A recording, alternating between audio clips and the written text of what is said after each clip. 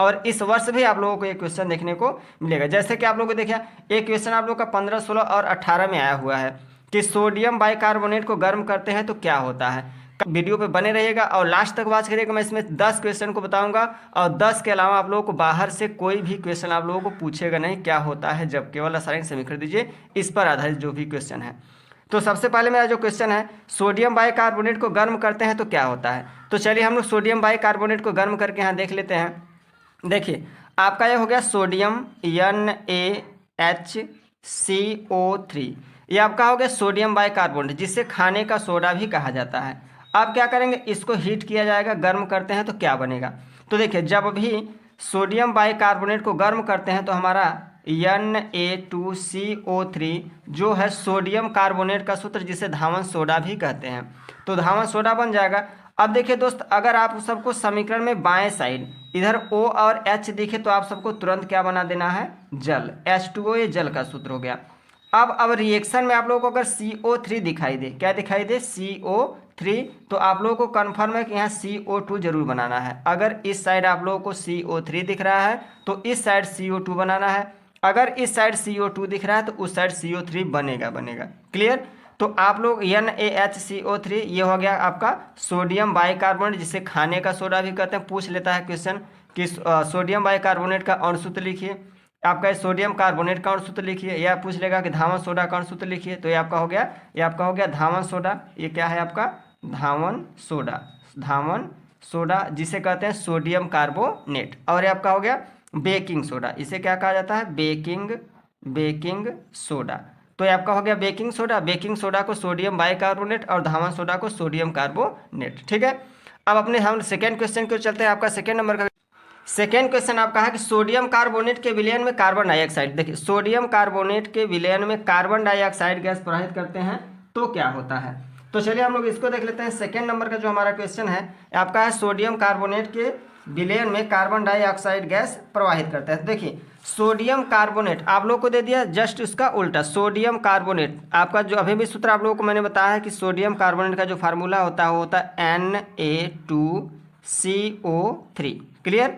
तो ये आपका हो गया सोडियम कार्बोनेट का सूत्र। क्लियर हो गया। अब इसमें क्या करना है, विलयन में, जब विलयन कह दिया तो इसमें क्या मिलाएंगे दोस्तों, जल, H2O, जल हो गया।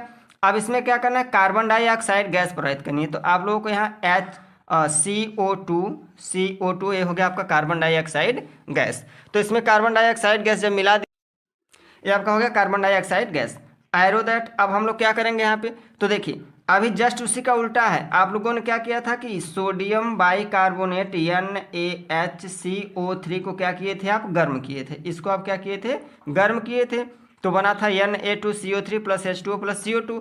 अब जस्ट उसी का उल्टा है कि जब हम लोग सोडियम कार्बोनेट को गर्म करते हैं तो हमारा क्या बन जाता है, खाने वाला सोडा, जो आपका हो गया बेकिंग सोडा। ठीक है। ये आपका क्या है, बेकिंग सोडा का सूत्र है। अब इसको क्या करते हैं, क्लियर करते हैं। इसको देखिए अगर हम लोग बना तो लिए, क्लियर हो गया, लेकिन इसको संतुलित भी करना है। संतुलित अगर नहीं किए हैं तो आपका ठीक है आंसर गलत हो जाएगा। तो संतुलित कैसे करेंगे इसको, देखिए सबसे पहले इधर देखिए, इसमें LHS पार्ट में सबसे ज़्यादा जो दिखे पहले उसी को संतुलित करते हैं। जिसकी संख्या सबसे ज़्यादा दिखाई देती है सबसे पहले हम लोग उसी को संतुलित करते हैं। देखिए तो आपका यहाँ कितना है, ऑक्सीजन सबसे ज़्यादा दिख रहा है शायद, तो ऑक्सीजन देखिए यहाँ कितना है 3, और यहाँ कितना है 1, 4 हो गया, 4 और 2 आपका कितना हो गया, 6 हो गया। तो एक काम करते हैं कि देखिए आपके पास यहाँ कितना है, 3 है, तो गुणा, देखिए संतुलित करना है तो क्या करना है, आपको सबसे पहले गुणा करना है। कितने से गुणा करें, देखिए 3 है, अगर हम लोग 2 से गुणा कर दें तो आपका 6 ऑक्सीजन हो जाएगी। देखिए 2 3 6 ऑक्सीजन। अब 2 सोडियम आपके पास हो गया, 2 सोडियम आपके पास यहाँ भी हो गया। ठीक है। और हाइड्रोजन आपके पास कितना है, 2 हाइड्रोजन, देखिए 2 हाइड्रोजन, और यहाँ आपके पास हो गया कितना, 2 हाइड्रोजन। क्लियर हो गया। बाइकार्बोनेट तनु सल्फ्यूरिक अम्ल से क्रिया करता है। अब कह रहा है सोडियम बाइकार्बोनेट, ठीक है, अभी भी मैंने बताया सोडियम NaHCO3, ये हो गया सोडियम बाइकार्बोनेट। अब ये क्या करता है, तनु सल्फ्यूरिक अम्ल से क्रिया करता है। सल्फ्यूरिक अम्ल का सूत्र होता है H2SO4। ठीक है। तो ये तनु सल्फ्यूरिक अम्ल हो गया। अब तनु सल्फ्यूरिक अम्ल से क्रिया करके बनाता क्या है, तो इसको देखिए दोस्तों। तो अभी कुछ रिएक्शन में मैं आप लोगों को ट्रिक भी बताऊंगा जो कि आप लोग बोर्ड एग्जाम में अच्छे से आप कर पाओगे। क्लियर हो गया। तो चलिए इसमें देखते हैं। आपका N है जो ये इस पे एक पॉजिटिव होता है, N पे कितना पॉजिटिव होता है, एक पॉजिटिव, और SO4 पूरे पे हमारा दो निगेटिव होता है, SO4 पे कितना होता है, दो निगेटिव। तो पॉजिटिव वाला पहले किससे अभिक्रिया करेगा, निगेटिव वाले से, तो बनाएगा क्या, और सूत्र मैंने बताया आप लोगों को बनाना। तो चलिए मैं यहाँ अलग से भी बता देता हूँ कि Na+ था आपका और SO4 जो था दो निगेटिव था। तो करना क्या, पहले क्या करना है कि जो पॉजिटिव वाला मान है उसको आप लोगों को लिख लेना है, ऐसे नीचे लिख लिए। अब इसके आयन को यहाँ आप लिख लो, दो आयन है तो लिख दिए। अब SO4 लिख दो, इस नेगेटिव वाले पार्ट को लिख दो। अब इसके आयन को हम लोग को यहाँ लगा लेना, तो एक है तो एक लिखेंगे नहीं, तो हमारा इधर बनेगा क्या, Na2SO4। क्लियर हो गया। अब क्या बनेगा, इतना क्लियर हो गया। अब दोस्तों देखिए मैंने क्या बताया था कि अगर इधर CO3 दिखाई दे, इधर क्या दिखाई दे, CO3, तो आप लोगों को दाहिने साइड क्या बना लेना है, क्या बना लेना है, CO2। ठीक है, CO2। अगर इस साइड CO3 दिख रहा है तो उस साइड हम लोग क्या बना लेना है, CO2। ठीक है। अब देखिए मैंने भी बताया था कि अगर रिएक्शन में H और O दिख रहा है तो क्या बना देना है, जल, H2O। ये आपका क्या हो गया, जल हो गया। अब बन तो गया, लेकिन अब इसको क्या करना है, इसको रिएक्शन को संतुलित करना है। सबसे पहले इसको संतुलित ही करना सबसे इंपॉर्टेंट है। तो देखिए यहाँ 2 सोडियम है, यहाँ कितना है, 1 है। तो अगर हम लोग 2 से शुरू में गुणा कर देते तो कितना हो जाएगा, 2 सोडियम हो गया। अब हाइड्रोजन काउंट कर लीजिए, 2 हाइड्रोजन यहाँ है और 2 यहाँ, 4 हो गया। तो देखिए अगर 2 से हम लोग यहाँ गुणा कर देते हैं तो 2 दूनी 4 हाइड्रोजन यहाँ भी क्लियर हो गया। ऑक्सीजन को देख लेते हैं, 2 3 देखिए 3 दूना 6 ऑक्सीजन और 4 यहाँ हो गया, 10 है। यहाँ देखते कितना है, तो आपका 4 और 2 यहाँ 6। अगर 2 से हम लोग यहाँ से गुणा कर दें, देखिए 2 दूना 4 ऑक्सीजन और 2 यहाँ 6 हो गया, 6 और 4 कितना हो गया, 10 हो गया। अब हमारे पास बचा क्या, कार्बन। देखिए 2 कार्बन और आपका हो गया यहाँ 2 कार्बन। क्लियर हो गया। अब जो चौथे नंबर का क्वेश्चन है ये बहुत इंपॉर्टेंट है, बहुत बार पूछा जाता है क्वेश्चन। देखिए आपका है चौथे नंबर का जो क्वेश्चन है, ब्लीचिंग पाउडर कार्बन डाइऑक्साइड से अभिक्रिया करता है। तो ब्लीचिंग पाउडर कार्बन डाइऑक्साइड से अभिक्रिया करके क्या बनाता है, तो इसको भी अच्छे से देख लेते हैं। देखिए ब्लीचिंग पाउडर जिसे विरंजक चूर्ण भी कहते हैं, ब्लीचिंग पाउडर क्या कहते हैं, विरंजक चूर्ण। तो ब्लीचिंग पाउडर का जो हमारा फार्मूला होता है CaOCl2, ये हो गया ब्लीचिंग पाउडर। अब ब्लीचिंग पाउडर किससे क्रिया करता है, कार्बन डाइऑक्साइड गैस। यहाँ लिखिए ब्लीचिंग पाउडर कार्बन डाइऑक्साइड से क्रिया करता है, तो कार्बन डाइऑक्साइड का सूत्र हमारा होता है CO2। क्लियर हो गया। जब ब्लीचिंग पाउडर, देखिए ब्लीचिंग पाउडर को जब भी गर्म किया जाता है तो क्लोरीन गैस वहाँ से फट से निकल जाती है। जब भी ब्लीचिंग पाउडर को गर्म किया जाता है तो क्या होता है, क्लोरीन गैस वहाँ से फटाक से निकल जाती है। तो देखिए यहाँ हम लोग क्या करेंगे, तो क्लोरीन गैस निकलेगी। अब बनेगा क्या, देखिए आप लोगों को मैंने बताया था ना कि अगर इधर CO2 रहे तो उस साइड क्या बनवा लेना है, CO3। तो किसके साथ अब क्रिया करेगा, Ca के साथ CO3 अब क्रिया करेगा, तो हमारा निकल के आ जाएगा CaCO3। ठीक है, कैल्शियम कार्बोनेट। अब आपका मैंने क्या बताया था कि अगर क्लोरीन गैस इधर हो, देखिए इसमें क्लोरीन है, ब्लीचिंग पाउडर को जब भी हम लोग गर्म करते हैं तो उसमें से क्या निकल जाता है, आपका क्लोरीन गैस Cl2। क्लियर हो गया। अब संतुलित कर लेते हैं। तो संतुलन करना बहुत इंपॉर्टेंट है। देखिए इधर 1 कैल्शियम है, इधर भी 1 कैल्शियम है, 1 ऑक्सीजन और यहाँ 2 3 हो गया। अब यहाँ देखिए 3 ऑक्सीजन है, कार्बन 1, ठीक है, और यहाँ आपका कार्बन 1 और यहाँ देखिए कार्बन 1 हो गया, क्लोरीन 2 क्लोरीन 2। क्लियर हो गया। तो आपका संतुलित हो गया और 4 नंबर का क्वेश्चन भी और चौथे नंबर क्वेश्चन भी आपका फाइनल हो गया। अब चलते अपने 5वें क्वेश्चन की ओर। 5 नंबर क्वेश्चन, ये आपका 2020 में क्वेश्चन आया हुआ था। ये क्वेश्चन आप लोगों का 2020 में ये पूछा गया था कि प्लास्टर ऑफ पेरिस को गर्म किया जाता है, क्या होता है जब प्लास्टर ऑफ पेरिस को गर्म किया जाता है। तो प्लास्टर ऑफ पेरिस का सबसे पहले फार्मूला पता होना चाहिए। तो प्लास्टर ऑफ पेरिस का फार्मूला होता है CaSO4.12H2O। ठीक है, तो ये प्लास्टर ऑफ पेरिस का सूत्र है। अब क्या करा, इसको कह रहा कि आप गर्म करो, इसको क्या करते हैं, गर्म किया जाता है तो क्या बनता है। तो देखिए जब भी प्लास्टर ऑफ पेरिस को गर्म करते हैं तो आप जितना भी देखिए किसी वस्तु को जब गर्म किया जाता है उसमें जल जितना होता है क्या होता है, निकल जाता है।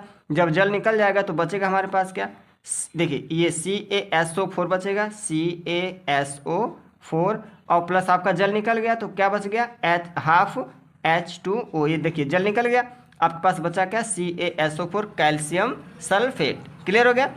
तो अब संतुलित बराबर है क्योंकि क्या हुआ, खाली सिर्फ इसमें से जल निकला है और बाकी सब मैटर हुए तो संतुलित है। ठीक है। अब जो 6 नंबर का क्वेश्चन आपका है, देखिए विरंजक चूर्ण की क्रिया तनु सल्फ्यूरिक अम्ल से कराई जाती है। जो ब्लीचिंग पाउडर है उसको किससे क्रिया कराया जा रहा है, सल्फ्यूरिक अम्ल से। तो ब्लीचिंग पाउडर का जो सूत्र होता है CaOCl2। जल को शुद्ध करने में यही प्रयोग किया जाता है दोस्तों, भी पूछ लेगा कि जल को जीवाणु रहित बनाने के लिए किसका उपयोग किया जाता है, तो ब्लीचिंग पाउडर का। तो ये क्या करा, ब्लीचिंग पाउडर विरंजक चूर्ण की क्रिया तनु सल्फ्यूरिक अम्ल, यहाँ प्लस लगाएंगे। अब यहाँ लिखेंगे H2SO4, ये आपका हो गया क्या, सल्फ्यूरिक अम्ल।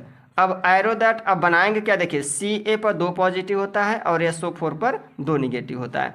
तो 2 पॉजिटिव और 2 निगेटिव से हमारा ये देखिए आयन जब समान हो, आयन क्या हो, समान हो, तो हम लोग को डायरेक्ट इस वाले को और इस वाले को यहाँ आगे लिख देना है। तो CaSO4 प्लस आपका हो जाएगा, देखिए मैंने क्या बताया था, अगर रिएक्शन में इधर H और O हो तो क्या बना देना है आप लोगों को, H2O जल बना देना है, और जल बन गया।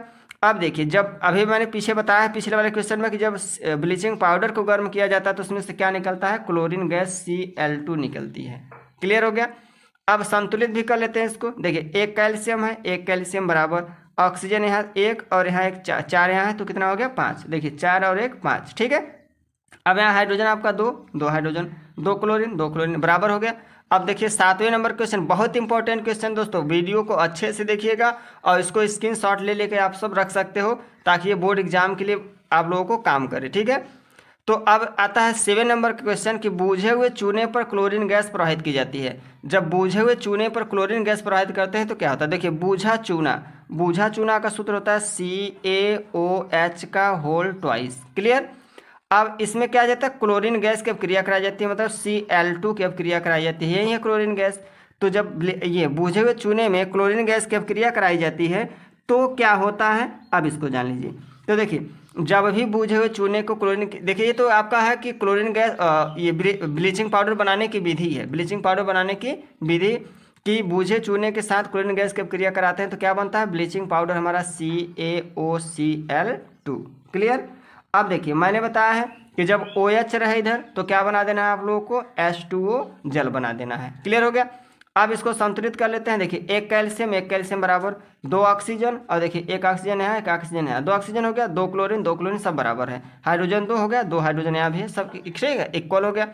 हमारा जो लास्ट क्वेश्चन है 8 नंबर का, देखिए ये आप लोगों को बोर्ड परीक्षा के लिए बहुत ही इंपॉर्टेंट क्वेश्चन है कि एथिल एल्कोहल को अधिक मात्रा में सांद्र सल्फ्यूरिक अम्ल के साथ गर्म किया जाता है तो क्या होता है, ठीक है। तो जब एथिल एल्कोहल को हम सब गर्म करेंगे, देखिए ये जो क्रिया है ये 2 चरणों में संपन्न होगी।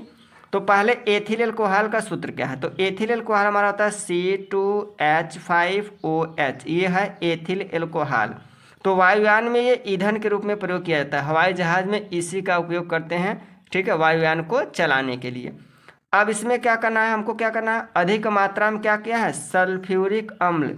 तो सल्फ्यूरिक अम्ल का जो आपका सूत्र होता है H2SO4।